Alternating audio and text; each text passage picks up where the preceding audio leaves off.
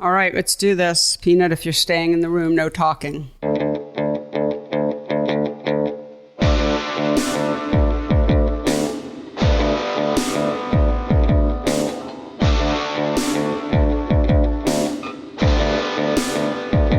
Hello, and welcome to the PhotoWork podcast, the talky and touchy-feely version of my book, PhotoWork, 40 Photographers on Process and Practice.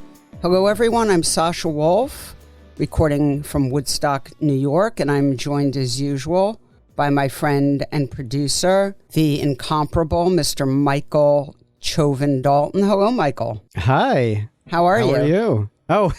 I think I asked you first by, I think I beat you by a nose.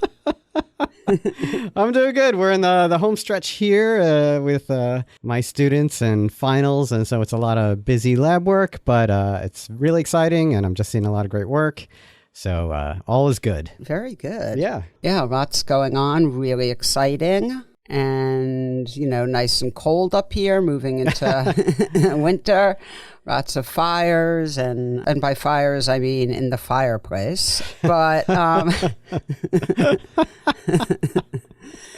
but yeah, all is well. No complaints. So before we talk about the episode, which is I can't wait to talk to you about, I want to just say that, as usual, the podcast is sponsored by our good friends at Picture House and the Small Dark Room, who have been our stalwart friends and sponsors for this season, and we love those guys, and we're so grateful to them. And I know they have a lot of cool stuff coming up. I know. I just got a list hot off the presses here. Oh, okay. December 2nd from 4 to 6.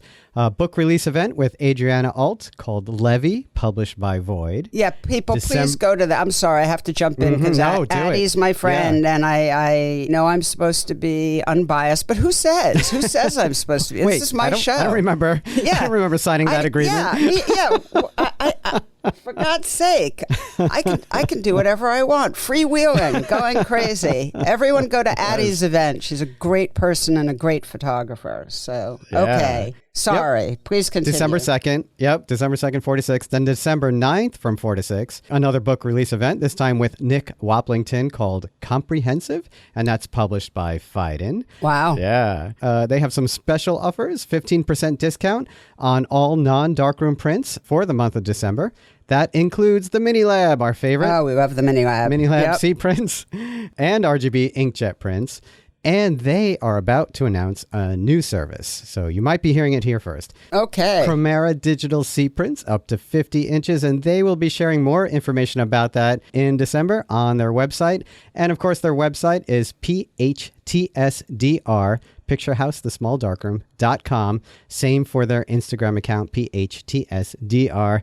Check them out. They are great partners. Yeah, and please go to their events. It's a real community building thing. And that's what we're all about.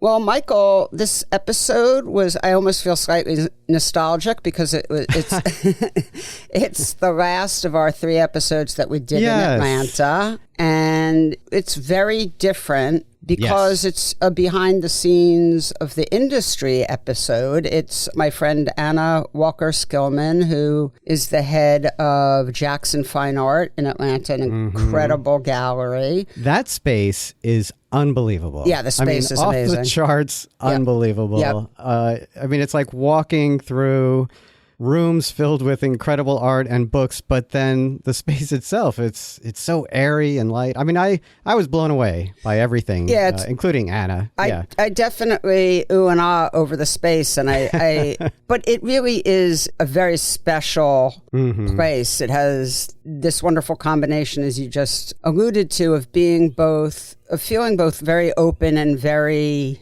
warm and intimate at the same time. It's modern, but it's not austere. It's really fabulous. Anna represents a lot of incredible artists. So go down to the High Museum, see the Southern Photography show, go over to Anna's. I mean, what a great photo weekend that would be. Or yes. Well, we did it.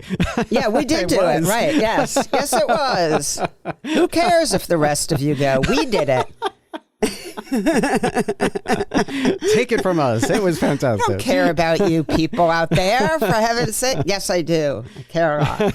Yeah, no, that was really super fun. I do want to just say one thing really quickly. During the conversation, Anna talks about working on Elton's collection. Oh, yeah. And I just want to say, for those of you who don't know, that she's talking about Elton John, who is a huge photography collector, has a really important collection. So most people don't know that. But, you know, Anna's been working with him for so long that I don't think she was being coy about it. I think she just probably feels like most people know that. But I think a lot of people don't realize that. But it's a really interesting little nugget of information. Can we say that Anna showed us his original Rolodex card from the original Rolodex from the gallery? Oh, yeah. That was pretty great.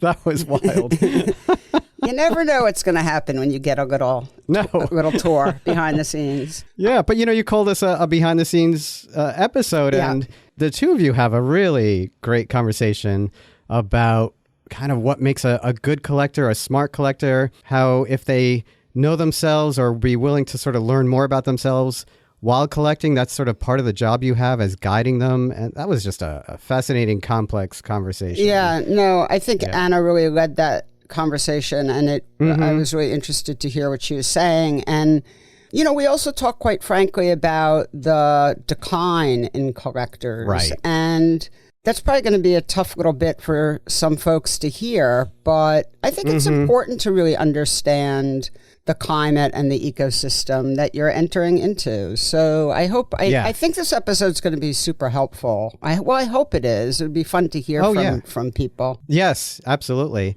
You can leave comments on Spotify and Apple. There you go. You are so slick. No, you do something very funny about halfway through or 24 minutes into the episode where you actually, almost, if there was a camera, you would have turned to the audience and you start speaking to our audience directly in the show. What did I say? Oh my God.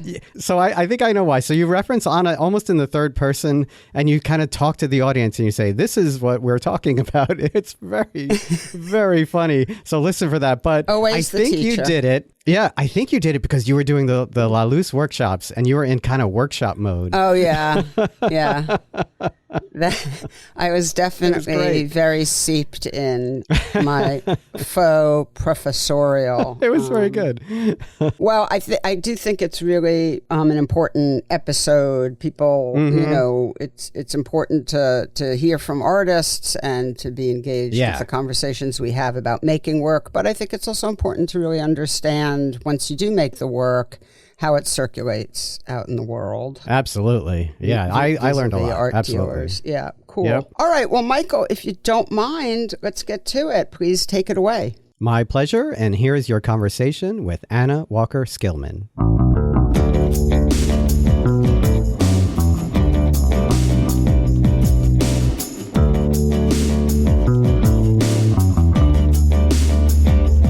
Anna Walker Skillman, welcome to the PhotoWork podcast. It's fantastic to have you on. It's fantastic to have you in Atlanta. Here I am, along with Mr. Michael Chovan-Dalton in the house. Hello. But yeah, and I'm in the new space, which I hadn't seen yet, which is so beautiful. So thank you. I urged people to visit the High Museum to see this amazing exhibition of Southern photography. And I would just add that if you heed the call, people, and you come to Atlanta, you better get your butts over to Jackson Fine Art. Come to my home. That's what I call it, to my house. It's my house. It is incredible. So I had seen Anna's old space many times, probably 3 or 4 times over the years. But this is the first time I'm seeing your new space. And in all seriousness, it is spectacular. Thank you. I mean, it's got really beautiful exhibition space, but it's also really geared, as you're sort of intimating, it's geared towards really walking around and seeing just work everywhere and books everywhere. And it's beautifully curated. And it's, you know, I don't want to give the impression that it's in any way not really formal and neat as a pin, but it does feel there's an element of sort of a salon aspect. Yeah, I wanted to feel welcome. The space that we were in before, the previous owner, Jane Jackson, started in that house in 1990. And so it was a leased building. It's a sweet little English Tudor white brick house. The back of the house, and the reason it was so conducive to an art gallery is that it was a big concrete block where the Southern ladies stored their furs in the summertime. So it was the Atlanta Fur Company, which actually happens to be right around the corner, and you can see they also built another block, but that block had 15-foot ceilings, and so you could walk down into it and have a contemporary space. It was really hard to get me out of that space. I was very reluctant to move. I started working in that space in 97 and had driven to that space every day since, and I don't know, I was 27, now I'm 53. So it was just home and definitely kind of falling apart. And I have a business partner who's always encouraging me to like move forward, which, you know, I'm not great with change. And so it's hard. I saw this little house across the street constantly come up for sale, and I sort of inquired, and then I thought, well, no, you know, we're not paying that.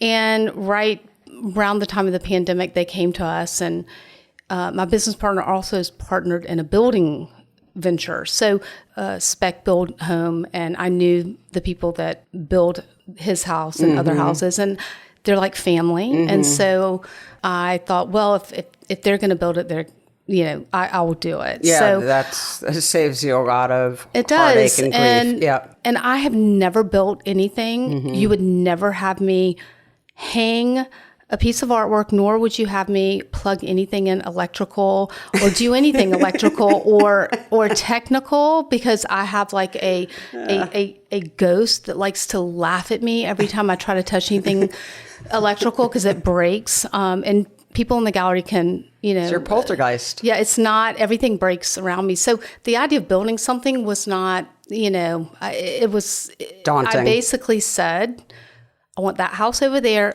bigger with light, and I want it warm.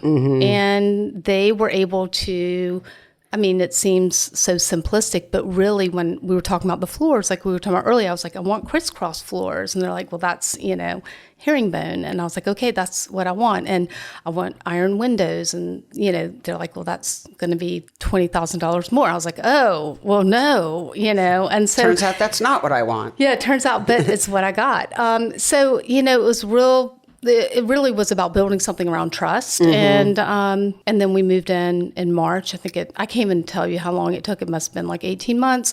We moved in March, and it has, you know, it has been, I still live about 48 minutes away from the gallery in the same house I moved into in 2003. And you know, the difference is now I have a hard time leaving here at 5 o'clock. I'm here till 7. Don't have a bed nor a shower here, so which is a good thing. Yeah. But it's been really nice to have space that can show larger work, and I can kind of move with the medium. And that's one thing that I think is really important to talk about in terms of photography and the medium itself, and how to move with what's happening in the world. And looking back, you know, when I started in 97 to today, and how artists and photographers are maneuvering through all of these changes. And I just want to say that it's okay for photographers to say they're photographers. They don't always have to say they're artists. You know, there's that whole, like, I'm a, you know, artist that works in the medium of photography, which is great. But it's also really a beautiful thing to say, you know, I'm a photographer that's an artist. Just want to throw that out there. Here. Well, so let's get to all that, because that's obviously critical. But tell us a little bit about your story, about yourself, how you wound up in this field. I mean, I started, you know, from a small town south, very conservative family, grew up in Augusta, Georgia. You know, the big thing there was the golf tournament and the pimento cheese sandwiches and the green wrappers. And there's nothing about me that has to do with sports. Went to UGA, kind of found my place by putting on the combat boots and chain smoking and dyeing my hair red, and found the art department and got to know all the underground musicians and people in the arts. And then out of college, studied art history. I moved to San Francisco at 21. I had my mother's contemporary, who was a cousin of hers, Ouija Bird, lived in San Francisco, and she said I could come stay in her apartment on Uranus Terrace. So I drove cross country, and she told me it was a 2-bedroom. So a roommate and I went, but the second bedroom was on the porch on a futon outside, which was uncomfortable. So we ended up sleeping in the same bedroom, paying more than I ever have. But my first job was with Cheryl Haynes. And so my first exhibition was Andy Goldsworthy. Wow. I was 21 years old. I got fired from the gallery after a year simply because was 21 years old and had just knew nothing about a gallery. And I remember Todd Hosfeld took my job after that because he was a good salesman, and I was probably not. But I loved that experience at Cheryl Haynes, and it made me really sort of understand the gallery world and what that was. And at that point, I was like, I don't know if I want to do that. I was unemployed, so I began writing for a cafe journal and doing advertising. It was headed up by David Eggers and a team of people that were unemployed down in the Mission. Wow. And we all kind of sat in, before Wired and all those people came, it was in South Park, and we would sell advertising and try to get jobs and collect unemployment. Then an artist that I had, very romantic, established artist in Atlanta, who I had met, called and said, if you ever want to work in Atlanta and run my studio, you're welcome to come. And I think after a year, I was like, I'm just going to go. And I had been in San Francisco long enough to have him fill out some contract, which I found on the floor of his 10,000 square foot studio with the Mastiff sitting on it when I arrived, and didn't matter. And I started just being his assistant. And it was an interesting time, really cool time in Atlanta. There were a lot of galleries. There was, Jackson Fine Art. There was Fay Gold Gallery. Chassis Post had a really cool gallery in Virginia Highlands. There was a lot happening in the music scene. A friend, Sean Marshall, Cat Power. There was a lot of music happening in Atlanta. And it was just the early 90s was just a really interesting time. Smoke. Jim Cohen came down to film and do a film on Smoke. Michael Ackerman photographed Cabbagetown at the time. And there was just some phenomenal energy. A gallery opened, Vackman Swartz, and they were showing Tom Sachs. I was his host for a weekend. And so it was an exciting time. And the artists that I worked with ended up moving to Virginia and introduced me to Jane. And Jane needed a gallery director. I had a boyfriend that was into photography that had taught me about William Eggleston and Freelander and Winogrand, but I had never worked in photography at all. So I started working for Jane and sort of under her wing. To work under someone like Jane Jackson, it was just a pure education in the history of photography and understanding, the early, I went to my first APAD show in the Hilton 1998, and we went with the box of prints that we just sold and took checks. And, that was, it was a great way to start. And that's essentially how I started. And then in 2003, Elton, who came to the gallery in 94, he just moved here and had stopped. He was sober, had really found a love for photography and knocked on the door. And Jane worked with him in other galleries really to help build his collection. And world famous collection. Yes. In 93, she came to me to ask if I wanted to purchase the gallery because she had the opportunity to curate his collection full time. And so I had to find a partner. It wasn't something I could afford to do on my own. So I found a partner, and that was 20 years ago this year. Right. Wow. So that's it. Happy anniversary. Thank you. Thank you. Well, and of course, I'm sure it was when Jane had it, but it surely is one of the most important photo galleries in the country, and certainly in the most important in the South. So, you represent, really the gosh, the list is so long of top photographers that you work with.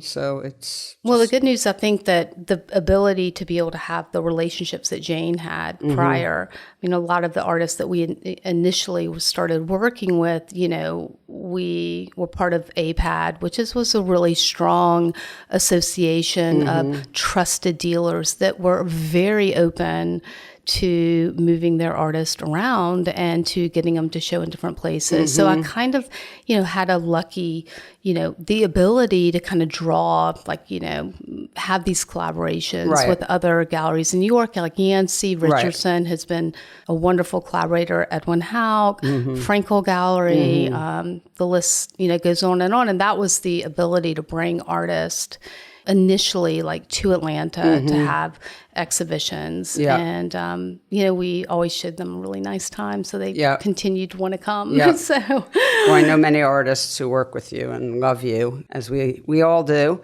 So that makes perfect sense. So let's talk about some of the changes in the industry. You were talking about the changes in photography itself. Yeah. So let's start there, and then we can sort of also talk about the structure. Well, I think the first part of the changes is when someone came in with a G clay print. And I said, "There's no way in hell I'm ever selling a G clay print." The first time, and thinking, "Well, Jesus Christ, that's all I'm selling now are G clay prints," because.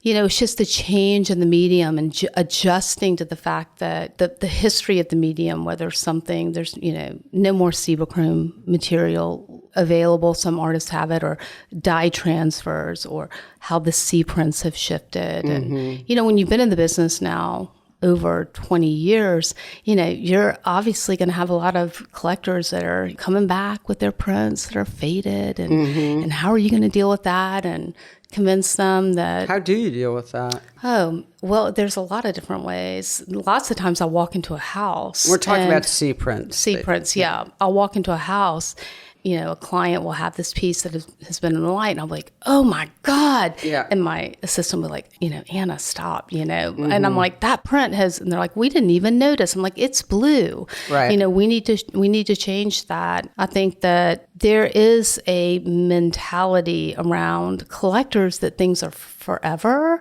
Right. And I think the show we have up now with Megan Rippenhoff, and I'll talk about that later, lends itself just to the opposite of that notion. But, there's an expectation that if it has shifted, that it's my responsibility, or the artist's responsibility to pay. And what everyone knows who's photographers, it is a rich man's medium. It is a very expensive medium. Unfortunately, most of the people that are doing it are not. And it's incredibly costly to make prints, to mount them, to frame them. It's a massive undertaking. And so I think and a lot of the processes have changed, the mounting on aluminum, and then the UV coating, which, in the South, it shrinks. And so the UV coating on the front of the prints starts shrinking, and then you get dust, there are all these different things. So then they change their process. But, I have issues with the way I hope to deal with it is the artist is living, that they will provide a print, and then the client will pay for the production. Yeah, which that's is how we do it. Yeah. But you have, it just doesn't, it's always a bit of a delicate conversation. And I always say something to the effect of, well, you bought that print in 10 years ago, and you paid, let's say it was $5,500. So you take those years and you divide it by 365, divide it by 10, and you pay $23 or whatever it is a day. And now it's just the steward and the care for it. Like any house, you have to care for it. So I try to break it down in that way. But it is it's color photo. It will change, and like anything else. Yeah. So, but I think the medium has changed so much in terms of how work is presented, how... Well, tell me about that. I think that the process of printing, mounting, framing, early on, you would do a show, and a box of 20 by 24 inch prints would show up at your door, and then you would, frame them, and you would do a show. And today you can put anywhere from, $5,000 to $25,000 simply in the production of work. And then you have to kind of contend with, well, now that the work's produced, and if it does sell or doesn't sell, how is it going to move through the world? Because if you keep it for longer periods of time, it becomes obsolete in some respect, because artists will reprint something. So then maybe what you have doesn't have any validity, but you also have, a certain amount of money into producing it. I think it's really hard. I think that what most galleries probably need to present the work is to think clearly when they do an exhibition, it's works that you think you could sell. And sometimes that is in conflict with the notion of the work, but there has to be sort of a happy medium in that way. We've asked our artists to start paying for the mounting so that it can move through the world, meaning that once, we'll pay for the framing, and once it show's over, we're able to return it. But sometimes that's another expense. So it is complicated. I recommend that most artists do, if it's feasible, provide the gallery with a nice selection, if it's large scale work, of handling prints, which for us is very useful because we sell a lot in the gallery and people come in, but a lot of people still want to take an iPad. I do terrible with selling on an iPad. I don't do well. I want to hold it, feel it. Yeah. And I think it's harder and harder, especially galleries that are working in photography, that a lot of the galleries are slipping away. I mean, they're either photographers are getting picked up by, the bigger mega galleries. Yeah. And then these younger, it takes a lot to run a gallery. Like no more 1, 2, 3 people running a gallery. You have to have, there's so many parts of running a gallery that I think sometimes artists may or may not know, like the marketing that you have to do, the digital footprint that you have to have in terms of a website and selling that way, the, framing, the mounting, the installation, the shipping. There's just then you've got to have your salespeople, and then you have to have your social marketing, and it really is. And if you're doing art fairs, that's a whole logistics. You have to have art fairs, the logistics, and it just is almost like unless it's an operation. It's an operation, and it takes every person that's a part of that operation is just as essential as the salespeople or as the artist.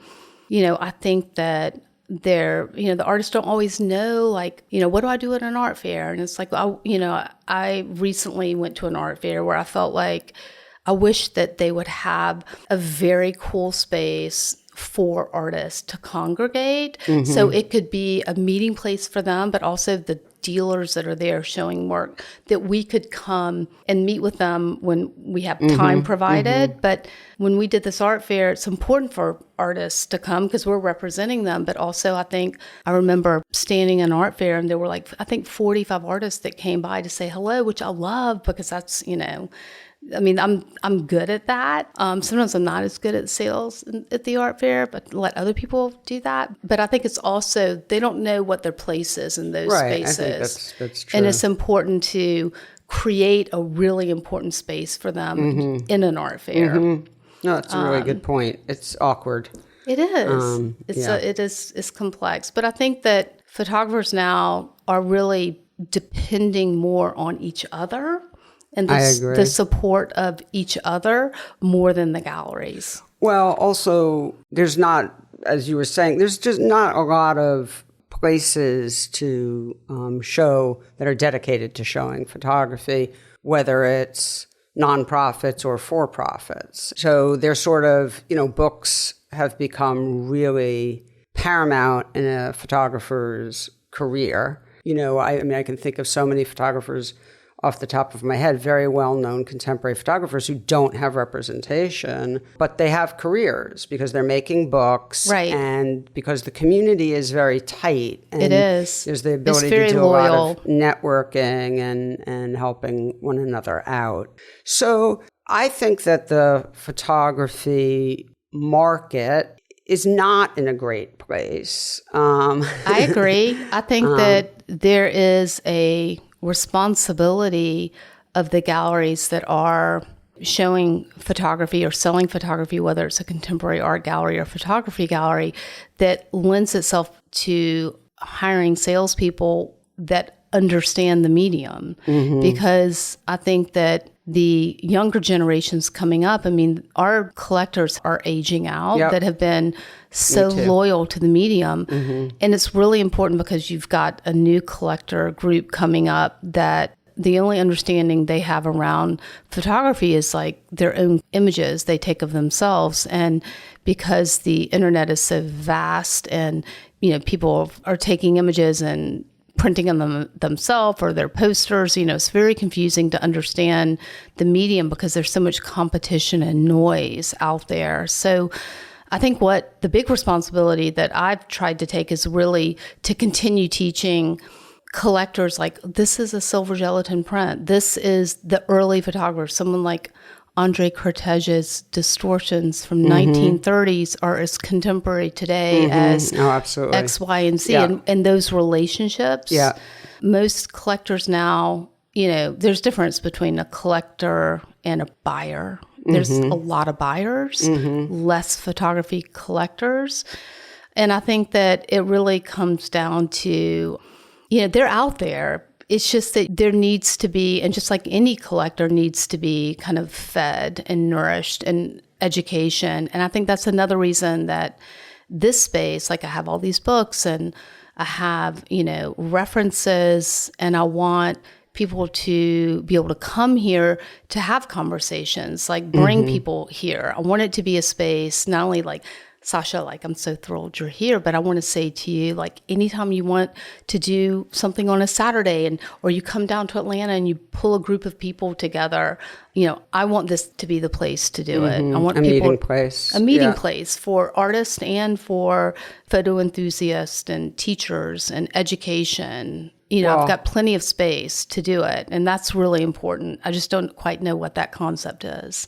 I think that's a beautiful sort of vision. I mean, I'm not sure I think that we can really do much to change what's going on now. I mean, I feel somewhat, you know, insulated because so much of my work now is with museums and they have a mandate to acquire. And I know a lot of your work is with museums. And so, you know, when you've been doing it as long as we have, we're sort of have a little bit more protection as the collectors fall away. And Anna mentioned collectors aging out, and I just want to second that. You know, 10 years ago, people like Anna and I had, you know, a good handful, Anna probably a lot more than me, but a good handful of collectors.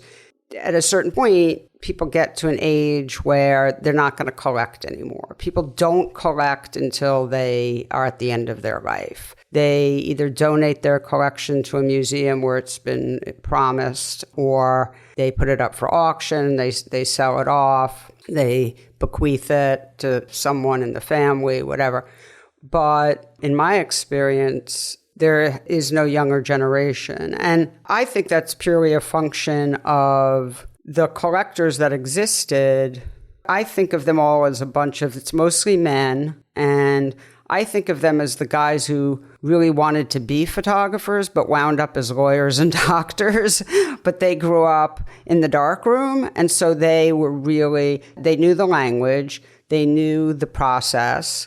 They also knew how hard it was because they didn't make it, they didn't do it. And so they had a real understanding of all the things that go into being a photographic artist, you know, it being beyond just knowing how to use a camera, because they knew how to use a camera, but how to create a really, really important body of work. You know, there's so many other things that, as we talk about on the show all the time, that go into that, beyond even pure artistry, but also a certain intellect of decision-making, et cetera. So these collectors really had an appreciation for that. I think that people who are coming of age where there are no dark rooms don't understand. They don't get how hard it is in a way. So it's not that the darkroom per se was the hard part, although working in a darkroom and making a beautiful print in and of itself could separate the weak from the strong, right? But I think with everyone just on their phone making pictures, I'm tempted to name a name because I think it'll all make sense if I do, but I'm not going to. But I've had people say to me, show me a picture that they took on their phone and say to me, doesn't this look an awful lot like, and then name one of my artists. And, that's not something I would have ever heard from someone who really understood the language more. But I hope I'm being coherent here. But you are. I mean, I've had I have had a collector who started collecting, but he's also a photographer, and he's wanting to know where to print his prints and, where to go. And he came back and he said, wow, these don't look anything like what I thought they would. I was like, yes, because you're looking at an inch, this tiny little image on your phone that is not going to translate. Right, it's not an 8x10 negative. No, right. And I think that there's still interest in, and I think it goes back to the difference between collectors and buyers. Yeah, buyers generally decorating. They decorate now to put something on the wall. We had this guy come in recently, and you rarely do you get a collector in, but he came in because his son was here, and I gave them, a music book because he's been collecting music images. And you could see that when he came in and I started pulling out, a bunch of different music images, we don't have a huge collector base that buys music images, but every once in a while we do. And I could just see his face and well, I want this and I want that. And you're like, oh, thank God. Yeah. He's and then he shows his phone and every wall is filled. And he's only been doing this for 6 months. And I'm like, he's not going to end. He's been touched. And he's like, I live in Noonan, and, he's an insurance agent. And, he came in, and there's just something about collecting these music images and these photographs that has changed his world. And that is so refreshing. He's got a couple of fashion images in there. He likes some nudes, and I love my female nudes as well. And I am so excited to be able to show him some really good, build him up from that. But, he's like, yeah, I bought a couple of things online and the print was just so bad. Now I'm just going to come to you with everything. I can't believe you have this here, That's great. And that rarely happens these days. But, I was thinking maybe do a collecting seminar in a recovering alcoholic facility or something like that for very wealthy people, because when they come out of that facility, they need some sort of addiction. And that is, so I think if we all go into these high-end, addictive facilities and do a collecting seminar, we'll hit a couple of them. We're doing it in the wrong places. We just need an addict in here, a recovering addict. And then there you go.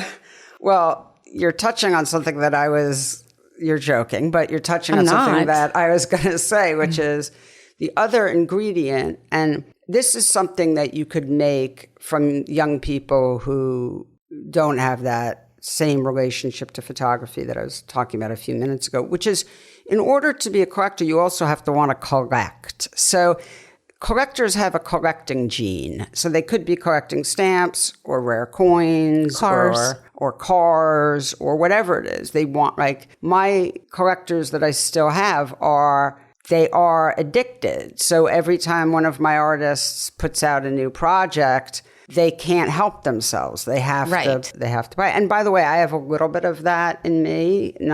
I can control it, but I have enough to totally understand it.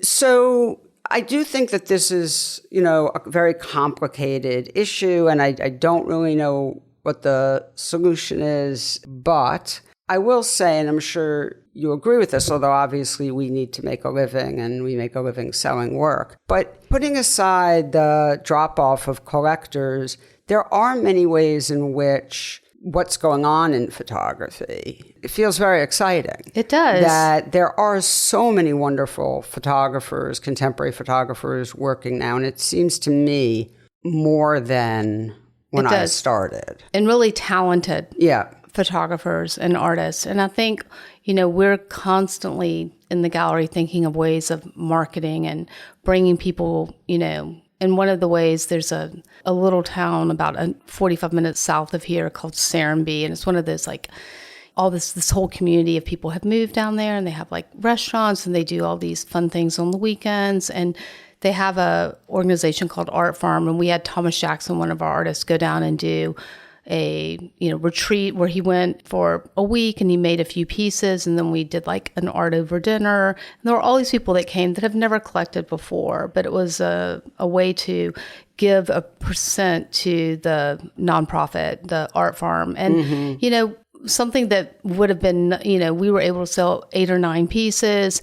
He got to speak about his work. He had an exhibition to people that never had bought photography before. Great. And so it has to also be around. You can't expect people to walk in the door. We're trying to have speakers come down, and we're also in the art world, in the photography world, and talk about, we have a series called Collecting and Conversations. We also are trying to do just even small dinners with Tuesday night, get to go, food, and have 3 couples. And you're talking with people that have never collected. So I start off, I'm one of those old schoolers that have all of my invitations. I'll show them to you, the cards, which I'm still being told not to print them out. And we're kind of still doing it and kind of not. But, I will put all the cards out on the flat file, and I'll say to each of the people, pick where you are now in your life and pick where you want to be. Pick an image. And then we sit at dinner and we talk about that. Why did you pick that? And where do you want to be? And why that? Photography, collecting, art in general, it teaches you to see the world in a different way. Yep. You look at a Mark Steinmetz's little twig growing out of the road, or someone's gesture of their hand, a woman putting her hand on her face, or someone, walking down the road. It forces you to see things, trees that are sort of crying, or, just the world around you differently. And that is the beauty of what photography does, because it shows you the everyday, but it also forces you to see something in the very back, or, on the left side of the image, or how someone's hand is touching another hand. Mindfulness. It is. And I think that when someone is looking outside of their normal day-to-day, and they see, to build a collector, that person has to get to know themselves. And so it's our job to make those connections between who that person is and the artwork they're looking at. It's our job to show them to see differently through the artwork. And so that is just a really elementary way of bringing someone into the conversation without saying, oh, you've got to buy this or that, or let's go through the drawers. Let's just look at these images and tell me where you are. Oh, that's wonderful. I love that. I think it's a really beautiful way of spending time with people and trying to pass on this thing that you really love, and not only love, but as you're saying, you really believe, teaches about the world. And I completely agree. 100%. The amount of things I've learned from looking at photographs is sort of staggering. Yeah, and the way I was driving, and I'll show you after this, I was driving down the road on the way back from an event at the High Museum, and I was on this DeKalb Avenue, and I was stopped at a stop sign, and I looked to my left, and there's this man who's got a boombox strapped to his back. It's all lit up, and he had a tiger head thing on, and he was just standing there on his scooter he was lit up, and the boombox was playing, and I was like, that's the most beautiful thing I've ever seen. Just this person entertaining themselves, creating his own world. And, people are probably passing by him left and right and not even noticing that. Yeah. But my business partner, who's probably one of the hardest people to crack or get to know, is an incredibly warm person, very intelligent. And when I built work for his house, I've always been wow, I can't believe he likes this. I don't know, but okay. And, he buys what he likes. He doesn't ask any of the major questions. And then when I was having to do a collecting seminar at his house with some of his friends, I thought to sit down and write kind of like, not an obituary, but like a self-portrait of him through his artwork, he and his wife's artwork. Like, why did he pick the Mona Kuhn private? Because he's like a really private person. Why did he pick the Andrew Moore of the Selma, the social club, the Jewish social club? Because he is Jewish, and he also found, there was something about that in the South. Yeah. And, sure why moving. did he pick, this piece in Naples? Like, and I was able to describe him as a human being through the photographs. That's fantastic. Yeah. And so that's the best part of what we do, not the things come damaged or you can't find. So there's a whole other world of what we do that's like, we're just like constantly pulling our hair out because, you can't make everyone happy. You can't take all the phone calls from the 30 artists in 1 week because you just don't have the mind space or the bandwidth, and you're trying to, kind of be there for everyone that, and that's the hard part is the expectation. Yeah. I just want to say for everyone listening who has put together an idea in their head of people who are pillars of the community and have gotten it in their head that, there was a time a number of years ago where I was really hearing a lot of just negative things about art dealers and about gallerists. And when I hear that, it really makes me mad, not just because it's what I do, so I take it personally, but it's just not accurate. There's a small percentage of people who give the whole industry a bad name, but most people are like my friend Anna here, who is one of the kindest people I know and loves photography, loves artists, and is working her butt off to, treat this medium and the people who work in it with, the utmost respect. And it's no one's get-rich-quick scheme. It comes from a place of real passion and love. So, I think it's really important for people to remember that. I think it's really hard for artists to look at, and I'm just gonna lay it all out here. Do it. Okay. Selling a piece. So let's say, there's this whole notion in the universe that every person that walks in the door, and especially today because of Artsy and ArtNet and because of the way that every investment banker has suddenly become an art dealer, and there's a whole world out there where works go for this just like insane amount. Well, I have to be a steward of your work for long term. I can't go and sell the work at a price that's unreasonable.